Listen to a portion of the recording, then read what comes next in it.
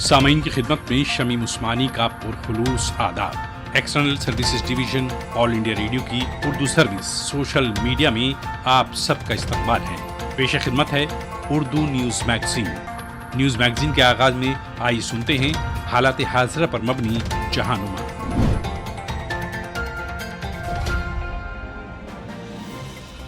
جہانما میں آج اہم موضوعات یہ ہیں: پاک اپوزیشن کے لیے عمران خان کو بے دخل کرنا جہاد، امریکہ نے کیوبا کو ریاستی کفالت برائے دہشت گردی کی فہرست میں دوبارہ کیا شامل، مائک پومپیو کی القاعدہ کی حمایت پر ایران کی سخت سرزنش، پاک میں JUD کے 3 رہنماؤں کو دہشت گردی کی مالی اعانت کے لیے سزا، پاک مظالم کو اجاگر کرنے کے لیے پشتون تحریک امریکہ میں 350 میل کے مارچ کا کرے گی انعقاد، اور عالمی اداروں کی افغانستان کے لیے 1 ارب 30 کروڑ ڈالرز امداد کی اپیل۔ ٹائمز آف انڈیا نے روزنامہ ڈان کے حوالے سے خبر شائع کی ہے کہ پاکستان ڈیموکریٹک موومنٹ یعنی PDM کے سربراہ مولانا فضل الرحمان نے عمران خان کی موجودہ حکومت کے خلاف 11 پارٹیوں کی تحریک کو جہاد قرار دیا ہے۔ خیبر پختونخوا کے مالاکنڈ میں منعقد PDM ریلی میں انہوں نے اعلان کیا کہ قوم اس مقصد کے لیے کسی بھی طرح کی قربانی دینے کے لیے تیار ہے۔ انہوں نے وعدہ کیا کہ جب تک حکمراں غریبوں پر ظلم بند نہیں کرتے اس وقت تک جہاد جاری رہے گا۔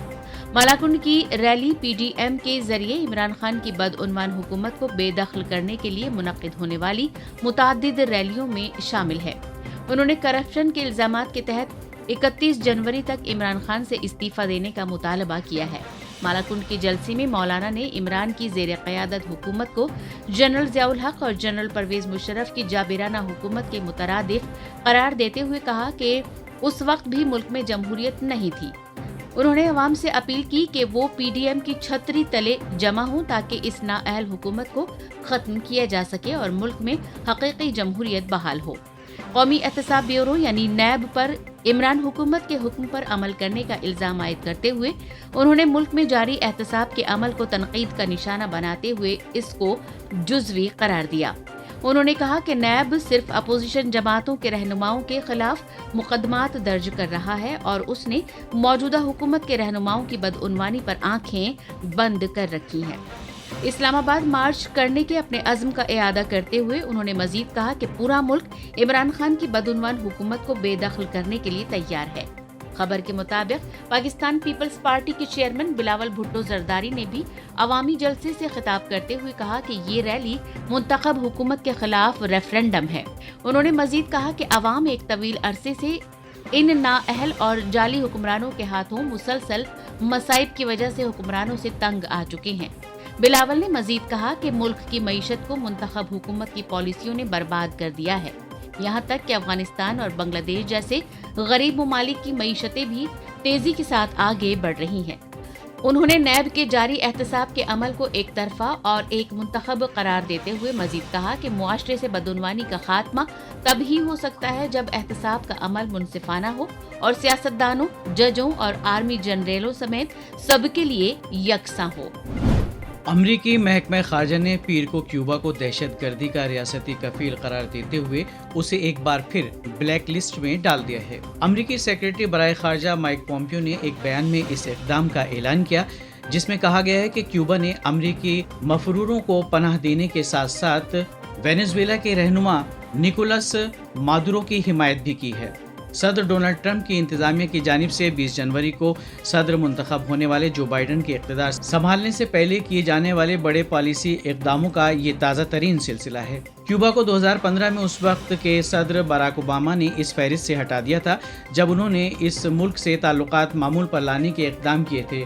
پومپیو نے کہا کہ کیوبا کو دوبارہ بین الاقوامی دہشت گردی کی کارروائیوں کے لیے بار بار مدد فراہم کرنے کے ساتھ ساتھ امریکی مفرور اور کولمبیا کے باغی رہنماؤں کو پناہ دینے کے لیے بلیک لسٹ کیا جا رہا ہے۔ انہوں نے ایک بیان میں کہا کہ امریکہ مذہب اور اظہار رائے کی آزادی سمیت جمہوری حکومت اور انسانی حقوق کے احترام کی خواہش کے لیے کیوبا کے عوام کی حمایت کرتا رہے گا۔ کیوبا کے وزیر خارجہ نے اس اقدام پر رد عمل کا اظہار کرتے ہوئے امریکہ کی شدید مذمت کی ہے۔ دہشت گرد ملک قرار دیے جانے کے بعد ہوانا اور کیوبا کے عوام کے لیے بڑے نتائج سامنے آئیں گے۔ اب غیر ملکی سرمایہ کاروں کو کیوبا میں لین دین کے لیے امریکی امتیازی سلوک کا خطرہ مول لینا پڑے گا۔ دوبارہ سے عائد کردہ پابندیوں میں امریکہ اور کیوبا کے درمیان اہم سفر پر پابندی بھی شامل ہے۔ منگل کو امریکی سیکرٹری برائے خارجہ مائک پومپیو نے ایران پر القاعدہ نیٹ ورک کے ساتھ خفیہ تعلقات رکھنے کا الزام عائد کیا اور متعدد سینئر ایرانی عہدیداروں پر نئی پابندیاں عائد کر دی ہیں۔ پومپیو کے تبصرے ٹرمپ انتظامیہ کے اقتدار سے رخصت ہونے سے ایک ہفتہ قبل سامنے آئے ہیں اور اس کا مقصد صدر منتخب ہونے والے جو بائیڈن کی ایران کے ساتھ 2015 کے جوہری معاہدے کے بارے میں دوبارہ مذاکرات شروع کرنے کی خواہش کو نشانہ بنانا نظر آتا ہے۔ صدر ڈونلڈ ٹرمپ 2018 میں اس معاہدے سے دستبردار ہو گئے تھے۔ نیشنل پریس کلب میں اپنے خطاب میں پومپیو نے القاعدہ کے ساتھ مبینہ خفیہ تعلقات کے الزام کے ساتھ ایران پر حملہ کیا، جس میں انٹیلیجنس کے حوالے سے بتایا گیا ہے کہ تہران نے گروپ کے نمبر 2 کے ابو محمد المصری کو پناہ دی، جو مبینہ طور پر اسرائیلی ایجنٹوں کے ہاتھوں اگست میں مارا گیا تھا۔ سن 1996 میں جب سے بن لادن کو پناہ دینے والے طالبان نے افغانستان کا اقتدار سنبھالا تھا، اس وقت سے ان کے دوستانہ تعلقات ہیں۔ 2 سال بعد ایران نے طالبان پر اس کے شمالی شہر مزار شریف میں متعدد سفارتی عملے کے قتل کا الزام عائد کیا تھا۔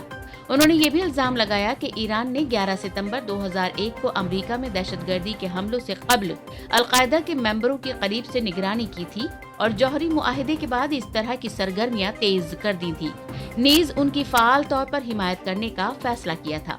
پومپیو نے دعویٰ کیا کہ سن 2015 میں جب اوباما انتظامیہ فرانس، جرمنی اور برطانیہ کے ساتھ مل کر جوہری معاہدے کو حتمی شکل دے رہی تھی تو القاعدہ اور ایران کے مابین تعلقات میں بڑے پیمانے پر بہتری آئی تھی۔ پومپیو نے کہا کہ ایران القاعدہ کے گٹھ جوڑ میں ایک وسیع تبدیلی واقع ہو رہی تھی۔ ایران نے اس شرط پر القاعدہ کو ایک نیا آپریشنل ہیڈ کوارٹر قائم کرنے کی اجازت دینے کا فیصلہ کیا تھا کہ ایران میں موجود القاعدہ کے افراد ملک میں القاعدہ کے قیام کے لیے حکومت کے قواعد کی پابندی کریں گے۔ انہوں نے کہا کہ 2015 سے ایران نے القاعدہ رہنماؤں کو ایران کے اندر نقل و حرکت کی زیادہ سے زیادہ آزادی دی اور انہوں نے القاعدہ کو محفوظ پناہ گاہیں اور لاجسٹک مدد فراہم کی ہے۔ پومپیو نے زور دے کر کہا کہ القاعدہ نے اب تہران میں اپنی قیادت کی بنیاد رکھی ہے اور وہ وہاں سے امریکہ اور مغربی اہداف پر حملوں کی سازشیں کر رہی ہے۔ منگل کو لاہور میں قائم انسداد دہشت گردی عدالت ATC نے کالعدم تنظیم جماعت الدعوہ کے ترجمان یحییٰ مجاہد کو دہشت گردی کے لیے مالی معاونت کے ایک مقدمے میں 15 سال قید کی سزا سنائی۔ عدالت نے اسی معاملے میں ظفر اقبال اور عبد الرحمان مکی JUD کے 2 دیگر رہنماؤں اور 2008 کے ممبئی دہشت گردی کا ماسٹر مائنڈ حافظ سعید کو بھی اسی معاملے میں سزا سنائی ہے۔ اقبال کو 15.5 سال اور مکی کو 6 ماہ قید کی سزا سنائی گئی ہے۔ پنجاب کے انسداد دہشت گردی کے محکمے نے دہشت گردی کی مالی اعانت سے متعلق متعدد مقدمات ان دہشت گرد تنظیموں کے رہنماؤں کے خلاف درج کیے تھے، جو خاص طور پر ہندوستانی جموں کشمیر میں دہشت گردی کی سرگرمیوں میں سرگرم عمل ہیں۔ تاہم عدالتوں نے ان کو ان الزامات کے تحت مجرم قرار دے کر سزا سنائی ہے، جو کسی خاص دہشت گردی کے حملے سے منسلک نہیں ہیں۔ پاکستان نے دہشت گردی کے عالمی ادارے financial action task force FATF کی طے شدہ شرائط کو پورا کرنے کی کوشش میں پنجاب میں مقیم دہشت گرد رہنماؤں کے خلاف کارروائی میں تیزی پیدا کی ہوئی ہے۔ PTM یعنی پشتون تحفظ موومنٹ ایک سول سوسائٹی کا گروپ ہے جو بنیادی طور پر نسلی پشتونوں پر مشتمل ہے، جو پاکستان کے قبائلی علاقوں خیبر پختونخوا اور صوبہ بلوچستان اور کراچی کے کچھ حصوں میں رہتے ہیں۔ پاکستان میں پشتونوں کی انسانی حقوق کی خلاف ورزی کے خلاف پشتون تحفظ موومنٹ نے ہفتے کے روز واشنگٹن DC میں امریکہ میں پاکستانی سفیر کی رہائش گاہ کے باہر احتجاجی مظاہرہ کیا۔ مظاہرین میں سے ایک ممبر نے نیو یارک سے واشنگٹن DC کے لیے 350 میل کے طویل مارچ کے حوالے سے ایک اہم اعلان بھی کیا، جو جلد ہی منعقد کیا جائے گا۔ مظاہرین نے کہا کہ وہ نیو یارک سے واشنگٹن DC تک 350 میل طویل لانگ مارچ کا اہتمام کرنے جا رہے ہیں۔ مظاہرین میں سے ایک اور شخص کا کہنا تھا کہ پاکستان ہمیشہ ان کے خلاف رہا ہے۔ ماضی میں حکومتوں نے ان کے رہنماؤں اور حامیوں کی گرفتاری اور سفری پابندیوں کا سلسلہ جاری رکھا، لیکن عمران خان کی حکومت میں تو PTM کے مظاہرین ہلاک کیے جا رہے ہیں۔ اقوام متحدہ کے انسان دوست اداروں اور ان کی ساتھی تنظیموں نے اس سال 1 کروڑ 60 لاکھ افغانیوں کے لیے 1 ارب 30 کروڑ ڈالرز کی امداد کی اپیل کی ہے۔ وی او اے کی ایک خصوصی رپورٹ کے مطابق افغانستان کے غیر محفوظ لوگوں کو کئی اشروں سے جاری جنگ، قدرتی آفت اور کووڈ-19 کے پیدا کردہ سماجی اور مالی مسائل نے گھیرا ہے اور اب انہیں زندہ رہنے کے لیے مدد ضروری ہے۔ گزشتہ 4 سالوں میں ایسے افراد کی تعداد میں 6 گنا اضافہ ہوا ہے جنہیں امداد کی ضرورت ہے۔ خاص طور پر بچوں کے معاملے میں صورتحال پریشان کن ہے۔ اقوام متحدہ کے سیکریٹری جنرل کے ترجمان اسٹیفن ڈیجارک کے مطابق 5 سال کی عمر کے ہر 2 میں سے 1 افغان بچے کو خوراک کے شدید مسائل کا سامنا ہے۔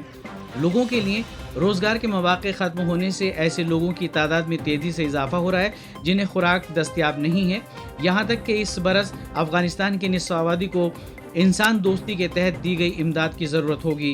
انسان دوستی کے تحت دی گئی امداد کے بندوبست میں تعاون کرنے والے ادارے OCHO کا کہنا ہے کہ تقریباً 1 کروڑ 84 لاکھ لوگوں کو امداد کی ضرورت ہے۔ کورونا وائرس کی عالمی وبا سے اس تعداد میں تیزی سے اضافہ ہوا ہے۔ امدادی ادارے کی معاون اعلیٰ پرتھوی راماسوامی کہتی ہیں کہ یہ لوگ اگرچہ مشکلات جھیل لیتے ہیں لیکن اس وقت وہ پریشان ہیں۔ ان حالات میں امداد نہ ملنے سے 1 کروڑ 60 لاکھ افراد کو بہت سنگین نتائج کا سامنا کرنا پڑے گا۔ ابھی آپ سن رہے تھے حالات حاضرہ پر مبنی جہانما۔ ایکسٹرنل سروسز ڈویژن آل انڈیا ریڈیو کی اردو سروس سے ہم آپ سے مخاطب ہیں۔ اب پیش ہے آج کی بات۔ ہر نیا سال کچھ تازہ امیدیں، کچھ نئی امنگیں اپنے دامن میں سمیٹ کر لاتا ہے اور دنیا کی جھولی میں ڈال کر رخصت ہو جاتا ہے۔ دنیا ان خوابوں کو حقیقت میں تبدیل کرنے کا جتن کرتی ہے اور ایسی حکمت عملی تیار کرتی ہے کہ ہر سال گزشتہ سال سے بہتر اور پرسکون ہو۔ ایسے ہی خواب افغانستان کے حصے میں آئے جن کی تعبیر وہ دہائیوں سے تلاش کر رہے ہیں۔ کچھ تو خون کا ایک طویل سلسلہ وہاں جاری ہے۔ حالانکہ امریکہ اور طالبان کے درمیان دوحہ میں ہونے والے امن مذاکرات کے بعد امید کی جا رہی تھی کہ وہاں جلد ہی زندگی معمول پر آ جائے گی اور عوام سکون کی سانس لے سکیں گے، لیکن بدقسمتی سے ان معاہدوں کے باوجود وہاں مستقل امن کی بحالی کی راہ ہموار نہ ہو سکی ہے۔ طالبان پہلے خودکش حملہ آوروں کا استعمال کرتے تھے اور بڑے شہروں میں اہم شخصیات یا مراکز کو نشانہ بنایا کرتے تھے، لیکن اب انہوں نے اپنی حکمت عملی یکسر تبدیل کر لی ہے۔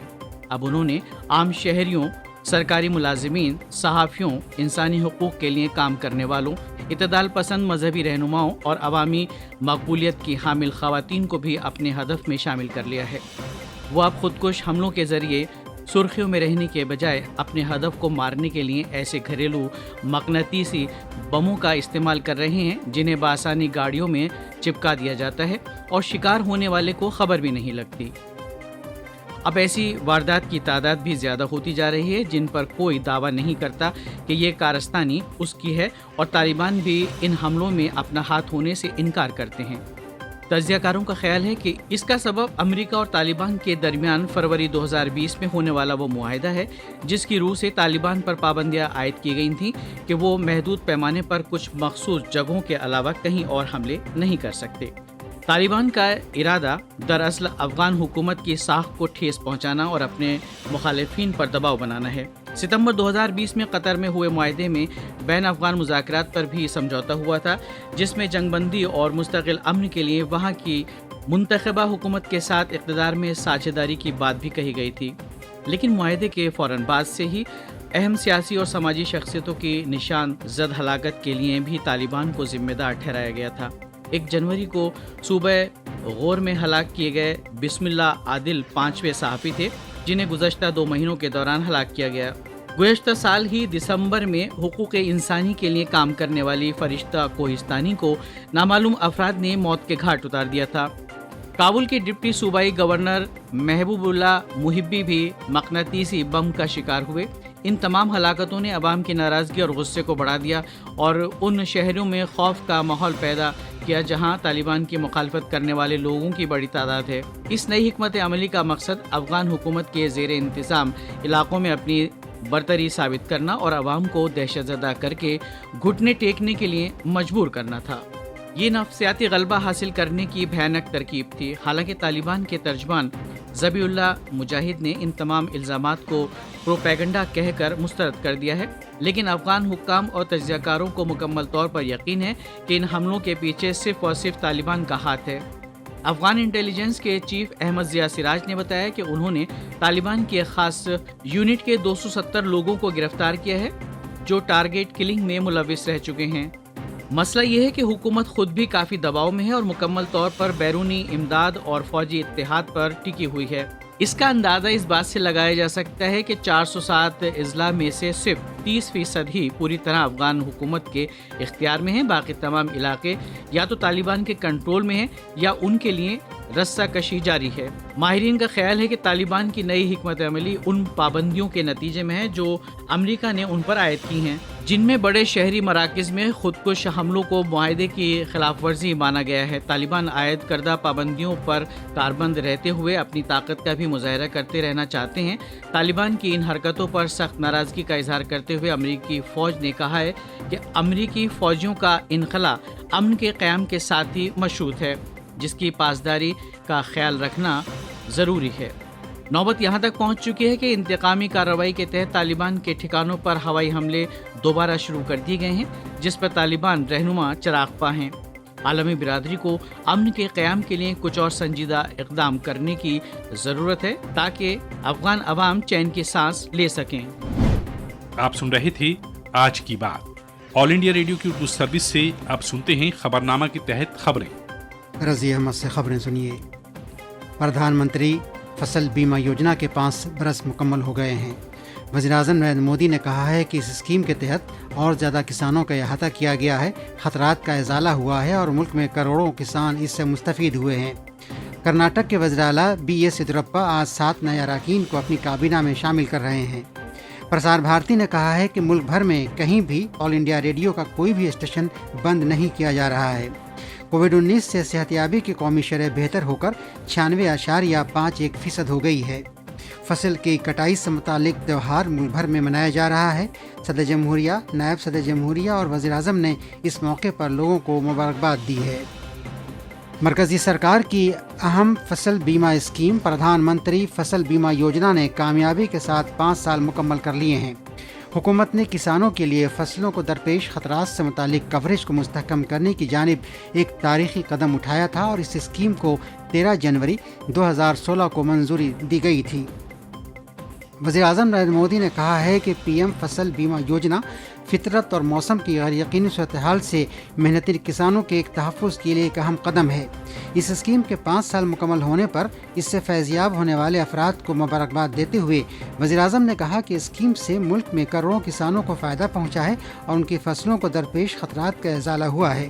ساتھ ہی اس اسکیم کے تحت اور زیادہ کسانوں کا احاطہ کیا گیا ہے۔ وزیر داخلہ امت شاہ نے بھی اس اسکیم کی کامیابی کو سراہا ہے جسے وزیر اعظم نریندر مودی نے 5 سال پہلے شروع کیا تھا۔ انہوں نے کہا کہ پردھان منتری فصل بیمہ یوجنا نے کسانوں کو فصلوں کی کٹائی کے بعد بھی فصلوں کا بیمہ کور فراہم کر کے ان کی آمدنی کو یقینی بنایا ہے۔ جناب شاہ نے زور دے کر کہا کہ وزیر اعظم نریندر مودی اور مرکز ملک میں کسانوں کے لیے کاشتکاری کو آسان اور فائدہ بخش بنانے کے لیے عہد بند ہیں۔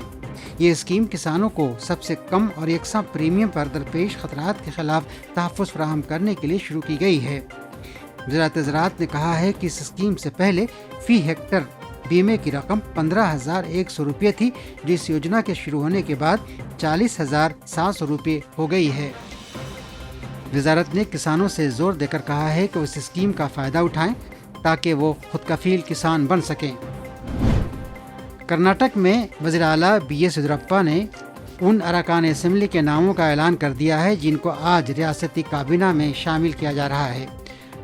وزیر اعلیٰ نے بتایا کہ اراکین اسمبلی امیش کٹی، اروند لمباوالی، مروگیش نیرانی اور ایس انگارا اور قانون ساز کونسل کے اراکین M T B Nagaraj, R Shankar اور سی پی یوگیشور کو آج حلف دلایا جائے گا۔ انہوں نے بتایا کہ ایکسائز کے وزیر ایچ ناگیش سے عہدہ چھوڑنے کی درخواست کی جا رہی ہے۔ آر نگر کے رکن اسمبلی منی رتنا، جنہوں نے کانگریس کو چھوڑ کر بی جے پی کے ٹکٹ پر ضمنی انتخاب میں جیت حاصل کی تھی، کابینہ میں شامل نہیں کیا گیا ہے۔ جناب یدیورپا نے بتایا کہ ایک خالی سیٹ رکھی جائے گی۔ جولائی 2019 میں وزیر اعلیٰ کا منصب سنبھالنے کے بعد سے کابینہ میں یہ تیسری توسیع ہوگی۔ انفورسمنٹ ڈائریکٹریٹ نے ترنمول کانگریس کے سابق رہنما اور راجیہ سبھا کے سابق ایم پی کے سنگھ کو آج کالے دھن کو جائز بنائے جانے کے ایک معاملے میں گرفتار کر لیا۔ جناب سنگھ اپریل 2014 میں ترنمول کانگریس کے ٹکٹ پر راجیہ سبھا کے لیے چنے گئے تھے۔ ستمبر 2019 میں انفورسمنٹ ڈائریکٹریٹ نے نئی دلی اور چنڈی گڑھ میں کے سنگھ سے وابستہ مقامات پر تلاشی کی کارروائی کی تھی۔ تلاشی کی یہ کارروائیاں سابق ایم پی سے متعلق اور ان کی کنٹرول والی کمپنیوں کے سلسلے میں انجام دی گئی تھیں۔ مدھیہ پردیش کے وزیر اعلیٰ شیوراج سنگھ چوہان نے مورینا میں زہریلی شراب سانحے کی انکوائری کا حکم دیا ہے۔ سرکاری ذرائع کے مطابق پیر کی رات کو زہریلی شراب پینے کے بعد سے اب تک 20 افراد اپنی جانیں گنوا چکے ہیں۔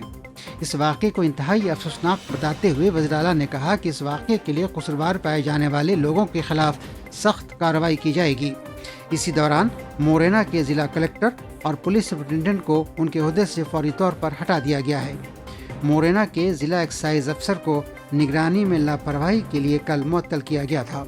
اس سے پہلے گوالیار چمبل کے ڈویژنل کمشنر آشیش سکسینہ نے ایک تفتیشی ٹیم تشکیل دی تھی جس نے تفتیش شروع کر دی ہے۔ کیرالہ ملک میں 8ویں ریاست بن گئی ہے جس نے وزارت خزانہ کی مقرر کردہ کاروبار میں آسانی سے متعلق اصلاحات کو کامیابی کے ساتھ پورا کیا ہے۔ کیرالہ کے علاوہ 7 دوسری ریاستیں جنہوں نے ان اصلاحات کو مکمل کیا ہے وہ ہیں آندھرا پردیش، کرناٹک، مدھیہ پردیش، اڈیشہ، راجستھان، تمل ناڈو اور تلنگانہ۔ اب تک 10 ریاستوں نے ایک ملک ایک راشن کارڈ نظام، 8 ریاستوں نے کاروبار میں آسانی سے متعلق اصلاحات اور 4 ریاستوں نے بلدیاتی اداروں سے متعلق اصلاحات نافذ کی ہیں۔ یہ خبریں آل انڈیا ریڈیو سے نشر کی جا رہی ہیں۔ پرسار بھارتی نے آج واضح کیا ہے کہ آل انڈیا ریڈیو کا کوئی بھی اسٹیشن کسی بھی ریاست میں بند نہیں کیا جا رہا ہے۔ ملک بھر میں مختلف خبر رساں اداروں کی طرف سے غلط اور فرضی خبروں کو سنجیدگی سے لیتے ہوئے جن میں AIR اسٹیشنوں کے بند کرنے کی بات کہی گئی تھی، پرسار بھارتی نے واضح کیا ہے کہ اس طرح کی خبریں بے بنیاد اور غلط ہیں۔ پرسار بھارتی نے کہا کہ کسی بھی ریاست یا مرکز کے زیر انتظام علاقے میں کسی بھی AIR اسٹیشن کی حیثیت کو کم یا تبدیل نہیں کیا جا رہا ہے۔ اس نے کہا کہ لسانی، سماجی، ثقافتی اور آبادی کے تنوع کے مد نظر AIR اسٹیشن علاقائی پروگرام جاری رکھیں گے اور مقامی فنکاروں کی حوصلہ افزائی کرتے رہیں گے۔ پرسار بھارتی نے مزید کہا کہ 2021-22 میں متعدد اہم پروجیکٹوں کے توسط سے وہ آل انڈیا ریڈیو اور AIR نیٹ ورک کو اور مستحکم کرنے اور ملک بھر میں 100 سے زیادہ نئے FM ریڈیو ٹرانسمیٹرز نصب کرنے کا منصوبہ بنا رہی ہے۔ ملک میں کووڈ-19 سے صحت یاب ہونے کی شرح بہتر ہو کر 96.51% ہو گئی ہے۔ پچھلے 24 گھنٹوں میں 17,817 کووڈ کے مریض صحت یاب ہوئے ہیں۔ صحت یاب ہونے والے کل افراد کی تعداد 1,01,29,000 سے زیادہ ہو گئی ہے۔ وزارت صحت نے بتایا ہے کہ بھارت میں موجودہ شرح اموات 1.44% ہے جو دنیا بھر میں سب سے کم شرحوں میں سے ایک ہے۔ گزشتہ 24 گھنٹوں میں 202 اموات کی اطلاع ملی ہے جس سے مرنے والوں کی کل تعداد 1,51,529 ہو گئی ہے۔ طبی تحقیق کی بھارتی کونسل کے مطابق پچھلے 24 گھنٹوں میں 8,36,000 سے زیادہ افراد کی جانچ کی گئی ہے۔ اب تک جانچ کیے گئے نمونوں کی کل تعداد 18,34,00,000 ہو گئی ہے۔ عالمی صحت تنظیم WHO کی بین الاقوامی ماہرین کی ٹیم کورونا وائرس کی ابتدا کے بارے میں تحقیقات کے لیے کل سنگاپور سے چین کے شہر ووہان پہنچے گی۔ یہ اطلاع چین کی وزارت خارجہ نے دی ہے۔ اس سے پہلے WHO کے سربراہ نے کہا تھا کہ عالمی صحت تنظیم کی ٹیم چین کے ساتھ مل کر وائرس کے ابتدائی وسیلے کی شناخت کرے گی اور یہ معلوم کرے گی کہ یہ وائرس انسانی آبادی تک کس طرح پہنچا۔ بنگلہ دیش کی مسلح افواج کا 122 رکنی دستہ 26 جنوری کو یوم جمہوریہ کی پریڈ میں حصہ لینے کے لیے بھارت روانہ ہو گیا ہے۔ اس دستے میں بنگلہ دیش کی فوج کے سپاہی، بنگلہ دیش کی بحریہ کے اہلکار اور بنگلہ دیش کی فضائیہ کے جانباز شامل ہیں۔ 72वें यौम जमहूरिया तकरीबात के एक हिस्से के तौर पर वज़ारत दिफा और मुख्तलिफ दूसरी मरकज़ी वजारतों ने मुल्क भर में जश्न का माहौल और हुब्बुल वतनी का जज्बा पैदा करने के लिए बहुत सी सरगर्मियों का मंसूबा बनाया है। वज़ारत दिफा ने एक बयान में कहा है कि 11 से 22 जनवरी 2021 तक MyGov के इश्तराक से वो 1971 की बांग्लादेश की जंग आज़ादी के मौजू पर ऑनलाइन क्विज़ मुकाबले का एहतमाम कर रही है। फसल की कटाई पर मनाए जाने वाले त्यौहार का मुल्क भर में जश्न शुरू हो गया है। ये त्यौहार मुल्क के मुख्तलिफ हिस्सों में मुख्तलिफ नामों से जाना जाता है। तमिलनाडु में इसे पोंगल, गुजरात, मगरबी बंगाल और कर्नाटक में मकर संक्रांति और आसाम में बिहू कहा जाता है। शुमाली हिंद में फसल की कटाई पर मनाया जाने वाला त्यौहार लोहड़ी आज मनाया जा रहा है। सदर जमहूरिया रामनाथ कोविंद, नायब सदर जमहूरिया एम वेंकैया नायडू और वज़ीर आज़म नरेंद्र मोदी ने लोहड़ी, मकर संक्रांति, पोंगल, भोगली बिहू, उत्तरायण और पौष पर्व के मौके पर लोगों को मुबारकबाद दी है। और आखिर में इस बुलेटिन की खास खबरें एक बार फिर। प्रधानमंत्री फसल बीमा योजना के 5 बरस मुकम्मल हो गए हैं। वज़ीर आज़म नरेंद्र मोदी ने कहा है कि इस स्कीम के तहत और ज़्यादा किसानों का अहाता किया गया है, खतरात का इजाला हुआ है और मुल्क में करोड़ों किसान इससे मुस्तफ़ीद हुए हैं। कर्नाटक के वज़ीर आला BS येदियुरप्पा आज 7 नए अरकान को अपनी काबीना में शामिल कर रहे हैं। प्रसार भारती ने कहा है कि मुल्क भर में कहीं भी ऑल इंडिया रेडियो का कोई भी स्टेशन बंद नहीं किया जा रहा है। कोविड-19 से सेहतयाबी की कौमी शरह बेहतर होकर 96.51% हो गई है। और फसल की कटाई से मुतालिक त्यौहार मुल्क भर में मनाया जा रहा है। सदर जमहूरिया, नायब सदर जमहूरिया और वज़ीर आज़म ने इस मौके पर लोगों को मुबारकबाद दी है। इसके साथ ही खबरों का ये बुलेटिन ख़त्म हुआ। इस खबरनामे के साथ ही उर्दू न्यूज़ मैगजीन का आज का शुमारा अब इख्तिताम पज़ीर होता है। अगला प्रोग्राम लेकर आपकी खिदमत में फिर हाजिर होंगे। तब तक के लिए खुदा हाफिज, शब बखैर, जय हिंद।